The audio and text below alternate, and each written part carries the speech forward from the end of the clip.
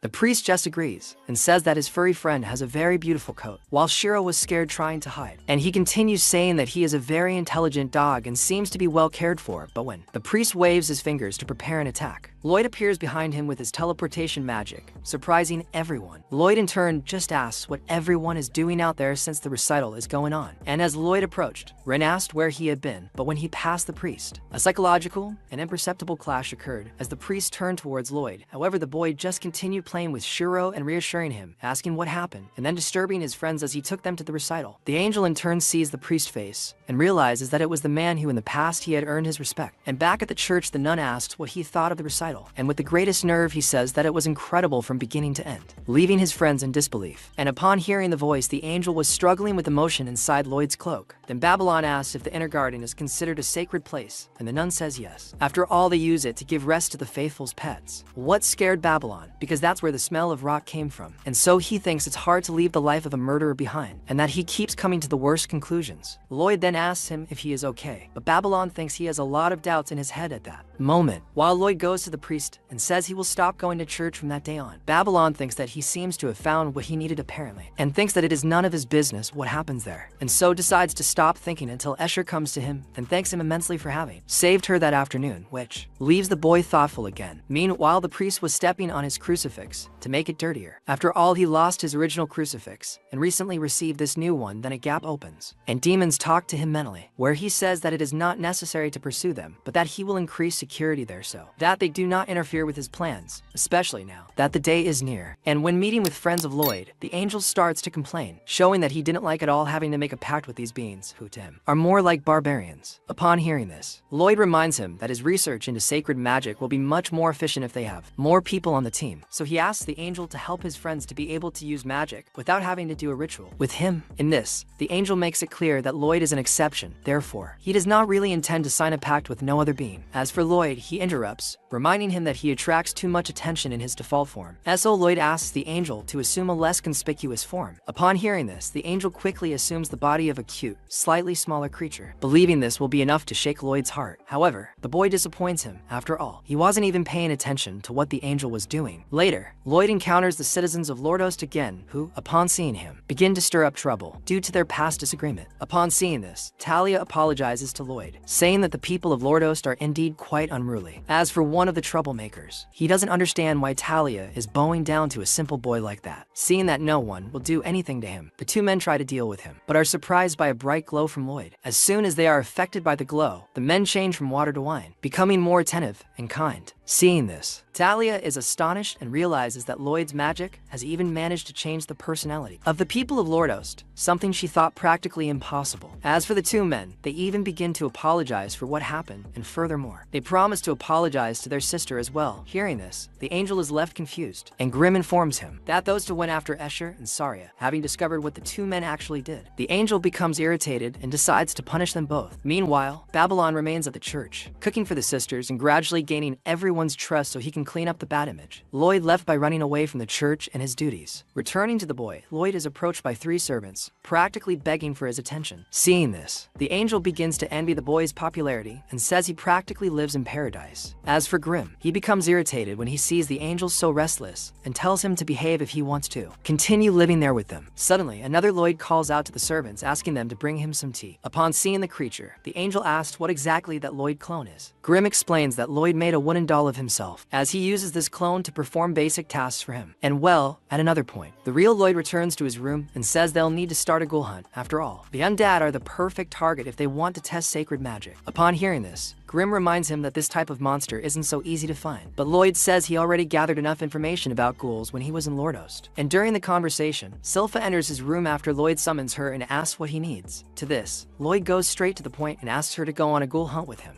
And as soon as he hears the somewhat random request from the boy, Silpha turns her back and runs out of the room, and then she returns with her sword ready, and says that they can go whenever he wants, as she will be free for the mission. Well, moving on, Lloyd and his friends set off on a new journey, arriving at the Great Dam Bridge, which, according to the Adventurers Guild, is the place with the highest number of witnesses to ghoul sightings. Along the way, Lloyd grows slightly impatient with the delay in finding the creatures, and so he asks Silpha to use her sense of smell to locate the ghoul's lair more quickly. However, she reminds him that these monsters smell like rotting flesh, making it difficult to tell whether they are ghouls or simply the remains of expired food. As for Lloyd, he remembers that his presence detection isn't very useful around so many people. Suddenly, Lloyd and his group are approached by Saria and Escher, who claim to be there just for lunch, and they invite Lloyd to join them. Hearing her talk about pancakes, the boy becomes excited to try them and his eyes light up. And once at the restaurant, Shiro says he's amazed to see Lloyd in such a state of euphoria, because the only other times he's seen hiders so enthusiastic, Lloyd was discussing magic, the only subject he seemed to enjoy so much. Upon hearing Grimm say this, Lloyd counters, saying that pancakes can also be considered magical objects after all, the ingredients that make them produce an incredibly delicious treat, which, for Lloyd, can already be considered a feat comparable to magic. As for filling, she deduces that Lloyd is eating pancakes for the first time, and so suggests he start by eating them plain. After all, he needs to first experience the taste of pancakes in their base form. During the conversation, Saria asked what they were doing in that area. Lloyd and the others don't hesitate to tell the truth, making it clear that they're there to hunt ghouls. After all, according to witnesses, there are 3 places where ghouls are most commonly seen: the Great Dam Bridge, the Northern Cemetery, and the alleys to the south. As for Escher, she doesn't care much about this matter, saying she's only concerned about the recital, as with the increasing number of ghouls in the area, the recital may end up being cancelled, depending on the monster's agitation. As they continue their journey, Lloyd and the others reach Dam Bridge and decide to enter the bridge's sewers in search of the ghouls. Silpha uses her sense of smell to confirm the presence of the ghouls, but as she does so, her nose nearly collapses from the stench, and she realizes that the ghouls are indeed in the sewers. As for Lloyd, he says he's worried about something he heard. Silpha deduces that he's thinking about the missing adventurers in the area. He in turn informs her that a friend of his, also an adventurer, recently disappeared, and so Lloyd decided to start searching for her in the area. Suddenly, Lloyd is surprised by Tao, who jumps on him when she realizes the boy is behind her. But upon hearing this, Silpha slaps the girl on the head and says that, in fact, Lloyd's hunt for ghouls is to test his sacred magic. Silpha makes it clear that Tao is just a supporting character in the whole story. As for Lloyd, he begins to question the place further, and since Tao is there, Lloyd confirms that the sewers really are the ghouls' lair. At this, Tao begins to cry,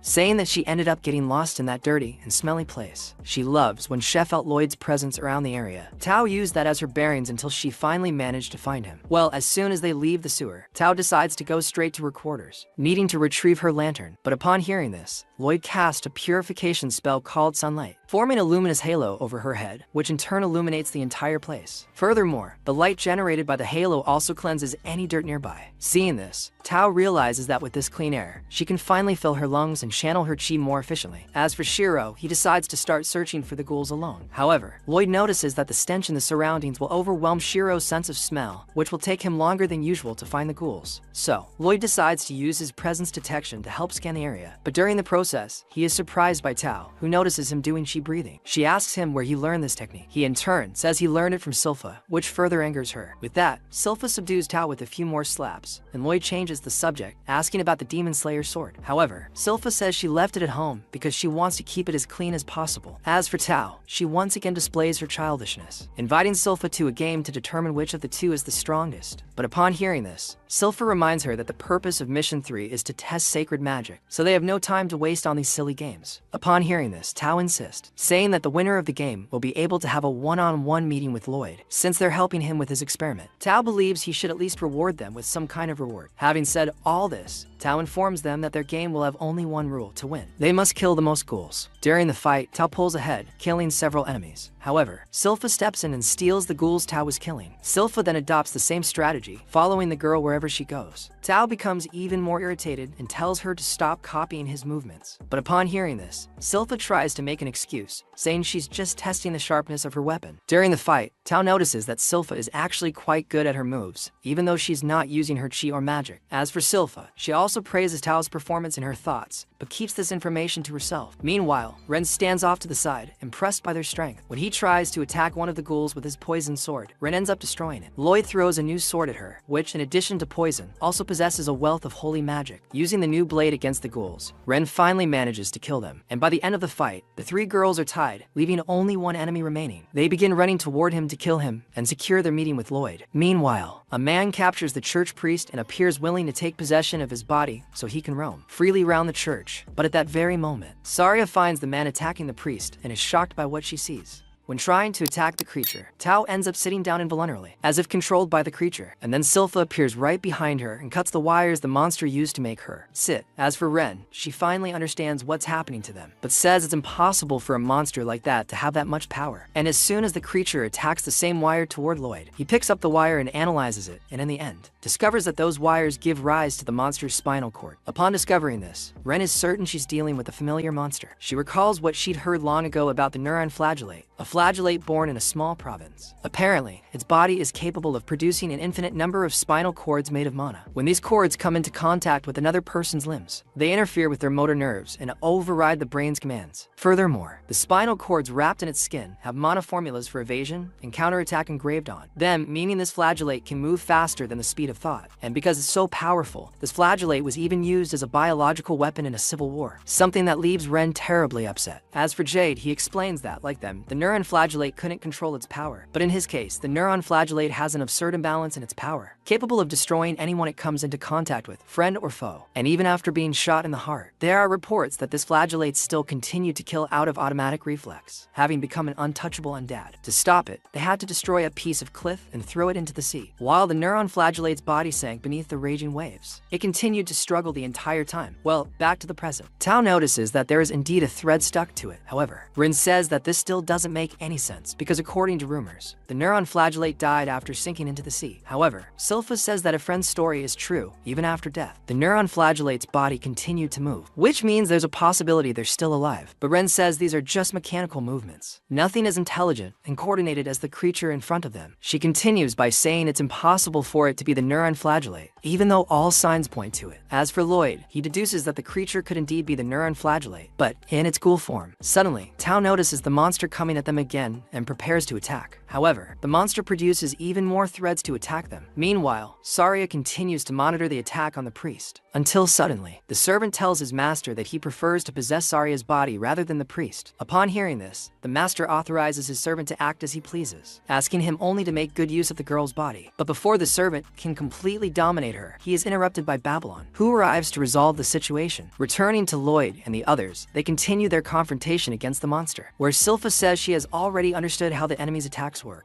And then all three girls manage to get past threads thrown by the monster. However, the creature still manages to block all their attacks, as it uses its marrow threads to defend itself as well as attack. But noticing that all its limbs are already occupied, Ren uses his poison against the enemy. Although a ghoul, it is still affected by Ren's attack, as she used a neurotoxin that acts directly on the target's nervous system, thus preventing the creature from using its marrow threads. Having done this, Ren orders the girls to seize this opportunity to attack the monster, as it will not be paralyzed forever. Upon hearing this, Tao immediately attacks, and then throws it to Silpha to deliver the final blow. Silpha then uses her lion's roar ability to attack the monster, implying that the creature has been completely eliminated. However, Silpha says that at the last second its automatic movements returned, so Silpha believes she gave it enough time to break its fall. Furthermore, she finds it strange that the monster is able to control its powers as it pleases. After all, she believed that all scourges couldn't control their powers so well. So Silpha deduces that the matter is more serious than they imagine. Just then, Silpha notices the monster fleeing and tells them not to let it get too far, are. As for the monster, it demonstrates some awareness, realizing it can't stand up to 3 adventurers as strong as them. Furthermore, it remembers that its master is still waiting for it at the church. However, the monster intends to go out and have some fun on the surface before going to meet its master. As for the adventurers it just faced, the monster says it will still meet them when the time is right. And well, remembering what his life was like when he was alive, the monster sums it up as a life of shit, as he was constantly mistreated, without a place to belong, until in the end, he ended up becoming an ethereal, a race that can possess the bodies of the living, controlling them as they see fit. But in his case, this only worked for those who were weak-minded. He then went on with his life like this, until suddenly he met his master, who in turn informed him about a powerful corpse, nicknamed the Civil War Corpse, which continued to wield incredible power even after death. And since then, he has taken control of that being's body, and then asks his master what he wants in return for that body. However, the master surprises him, saying he wants nothing in return. Instead, he asks him to use that being's body as he sees fit. Upon hearing this, he first goes after the bastards who caused his death, but after achieving this goal, he no longer has any other plans in mind. So from that moment on, his master's wishes become the center of his world. And well, when he comes face to face with Lloyd, the monster realizes that the boy has indeed shown himself to be very different from the others, as he was the first to notice his threads before anyone else. And what's more, he also intentionally made contact with one of his threads, which was utterly terrifying for the monster, because upon making contact with Lloyd, he felt such despair that it paralyzed him. Sensing an enormous mana coming from the boy, the monster begged for mercy and asked the boy to let him go. But upon remembering that Lloyd was a threat to his master,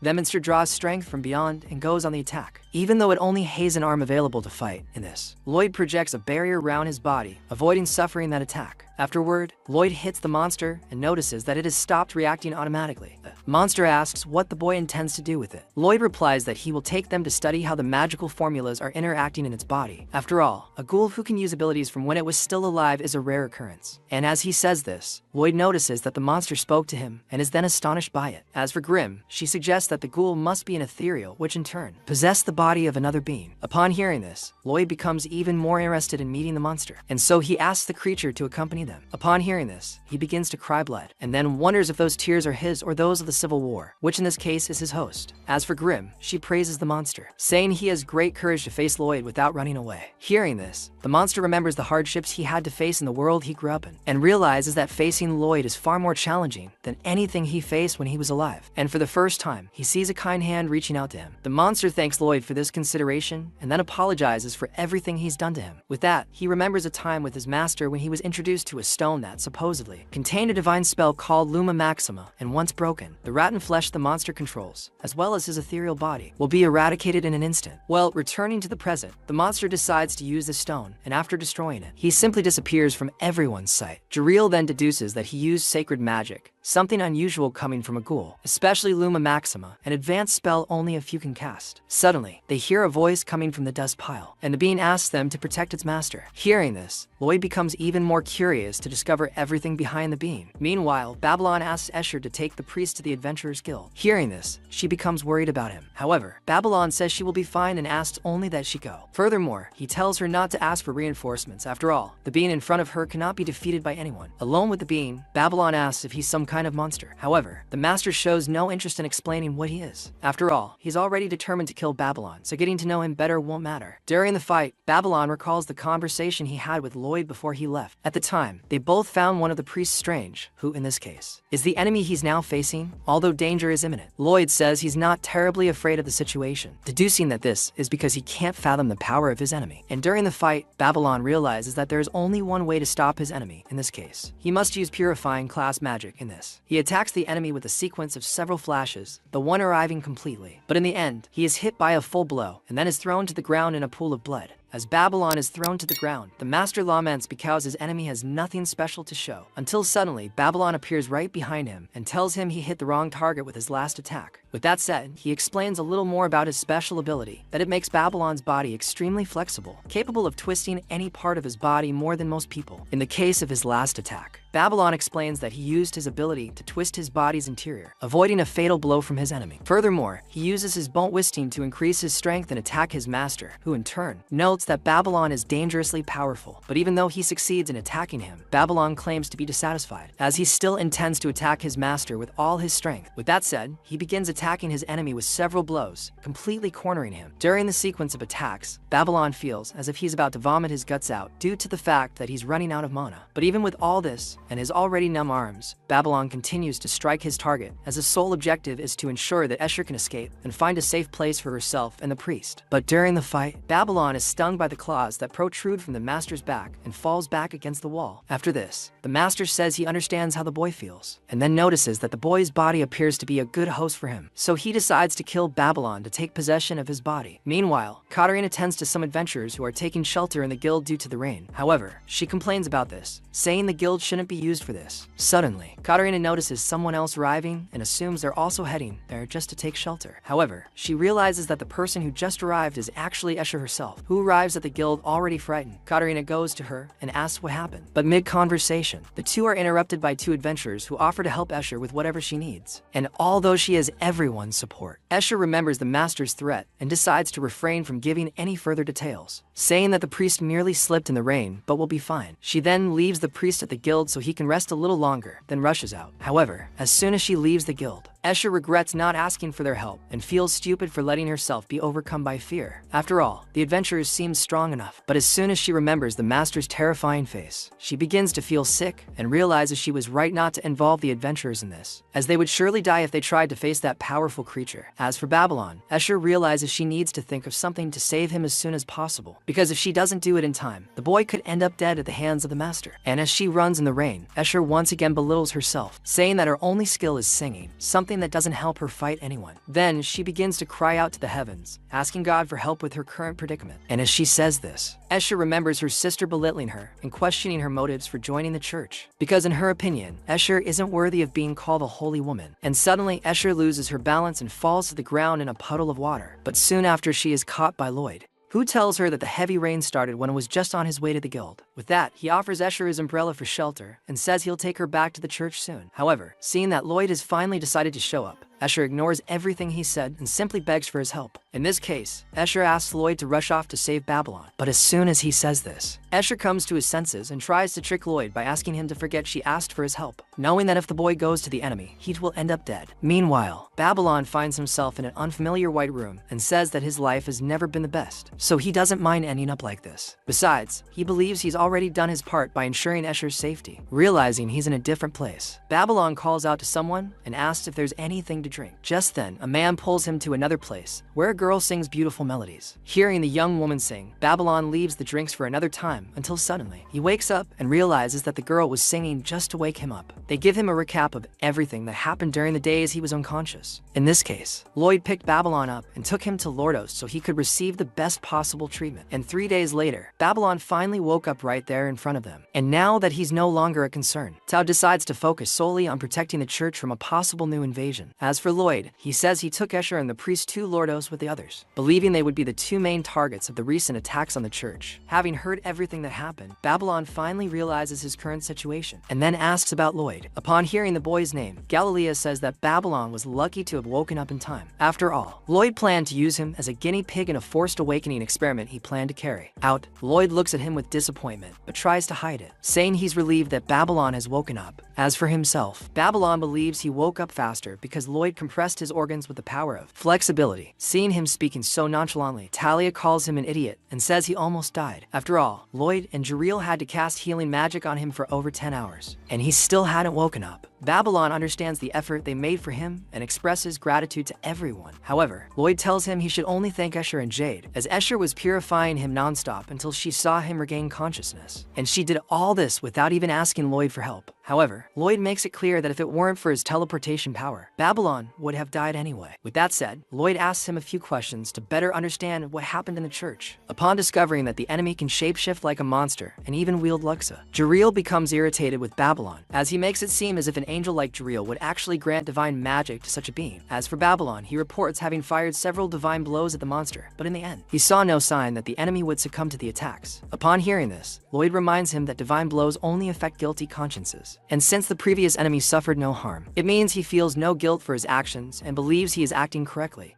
But beyond that, Lloyd also believes that the enemy may have some powerful belief that Babylon's purification can't penetrate, but regardless of which option is correct, Lloyd realizes this enemy will give him a lot of trouble. Another day, Lloyd hears the priest version of the monster's attack on the church, and then deduces that the master wanted to possess Escher, and the priest precisely to gain more eyes on the church. However, Lloyd still doesn't understand the being's purpose. As for Babylon, he claims to have encountered the enemy in the inner garden. Upon hearing this, Lloyd points to the inner garden as a suspicious location, and so they head there. While talking to Tao, he asks what Katarina told him when she heard about the latest events. But mid-conversation, they are interrupted by Katarina herself, who begins complaining about her work with the Adventurers Guild. Upon hearing this, Tao asks what exactly happened to her. Katarina says that after hearing Tao's report, she decided to go to the church headquarters and give them the image of the man who attacked Babylon. There, the priest is informed of all the details regarding the man, as well as that he used luxurious sacred magic during the combat. But as soon as they hear this, the other priests become irritated, for there is no way such a simple monster could be one of them, God's most devoted servants. Therefore, the priests dismiss any seriousness these reports might have, and instead interpret them as unholy rumors. One of the priests asks who is responsible for spreading the story, and then one of the church servants shows them the image of the governor of Lordost, saying that he is the one behind these rumors. And as soon as they see the man, the priests remind her that the governor of Lordost is just a bandit with no credibility whatsoever. Seeing them belittling others without being certain of anything, the priest asks them to proceed calmly. But at the end of the meeting, they ask them to present evidence against the church before accusing it of involvement in the attack on Babylon. After all, the man behind the attack was supposedly an agent of the church. As for Lloyd, he decides to continue searching the inner garden and orders the brothers to continue breaking up the garden floor. Meanwhile, Crow talks to the ravens, asking them to help him with the mission. Suddenly, Saria arrives and starts poking Escher's breast as a way of punishing her for disappearing out of nowhere. She then asks if Escher will be able to attend the recital. Babylon then enters the conversation and informs Saria that Escher was attacked by a very powerful man and may be targeted again, so he believes the recital should be cancelled. Meanwhile, Silpha finally finds something suspicious in the garden, a secret staircase leading somewhere. Lloyd then notices that the basement door is made of a material that blocks both mana and chi. Upon discovering that there was such a place beneath the church, Escher is outraged, and Babylon asks her to stay while they go downstairs to check out what's in the basement. But upon hearing this, Escher asks to come with them too. They gain access to the secret location and discover that living beings have been experimented on beneath the church all along.